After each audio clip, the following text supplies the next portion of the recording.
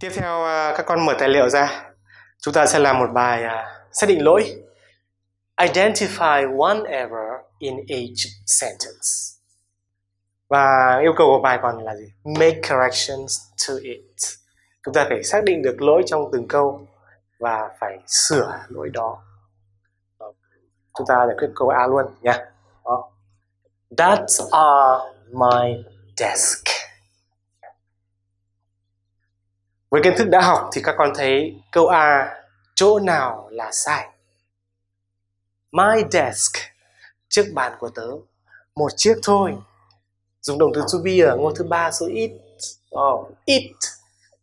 Như vậy ta thấy sai là A và sửa A thành is. B.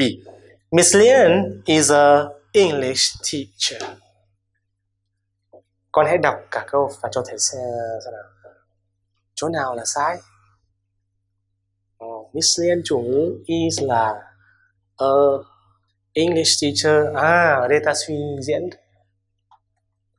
English là từ bắt đầu bằng nguyên âm. Vì thế ta phải chuyển thành an. Rồi. C. Open your textbook. Hãy mở bạn sách. Nghĩ ngay. Sách của bạn phải là your. Tính từ sở hữu đứng trước danh từ. You mới chỉ là chủ ngữ thôi, hoặc tân ngữ thôi. Ta chuyển sang tính từ sở hữu là your. Your. D. Not put waste paper on the floor. Ý là đừng có vứt giấy vụn dưới nền nhà, đúng không? Như thế là làm cho lộn xộn, rất là bẩn. Chúng ta đã học câu mệnh lệnh rồi. Ở thể phủ định thì chúng ta có dùng not không? Chưa đủ. Mà phải là gì? Do not. Thì do đằng trước. Câu cuối cùng của phần lỗi. Is this your notebook? Yes, it isn't. Đây là có hai vế. Chúng ta hãy xem vế câu hỏi có sai chỗ nào không?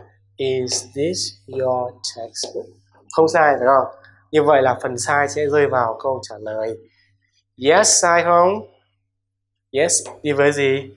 It is. Nhưng đây lại là it isn't. Thế thì chuyển isn't thành is. Nhưng it isn't cũng là phần trả lời của câu phủ định. Vì thế ta có thể cho yes là sai. Nếu cho yes là sai thì ta sửa thành gì? No, it isn't. Hoặc là yes, it is. Như vậy ở đây câu cuối cùng chúng ta có thể là thấy hai phần có thể sai. Và sửa một trong hai thì chúng ta sẽ được một câu đúng. Phải không các con? Rồi. Và bài tập cuối cùng thầy giao cho các con làm ở nhà. Đó là make a list. Thầy có 3 yêu cầu là các con sẽ liệt kê những cái từ mà thầy giao.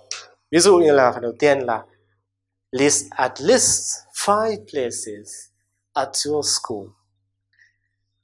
Thứ hai là list at least 5 objects in your classroom. Chúng ta sẽ liệt kê ít nhất là 5 địa điểm trong trường, 5 đồ vật trong phòng học của mình. And list at least 5 objects you have in your bag. Và chúng ta phải lập một danh sách ít nhất là 5 đồ vật có trong cặp của mình. Đó. Thì thầy đề nghị các con là sẽ làm lại toàn bộ bài tập thầy giao để chúng ta có thể luyện tập tốt hơn trong những bài sau và để chúng ta thành công trong các kỳ thi. Chúc các con thành công. Và bài học hôm nay thầy xin dừng lại ở đây. Goodbye.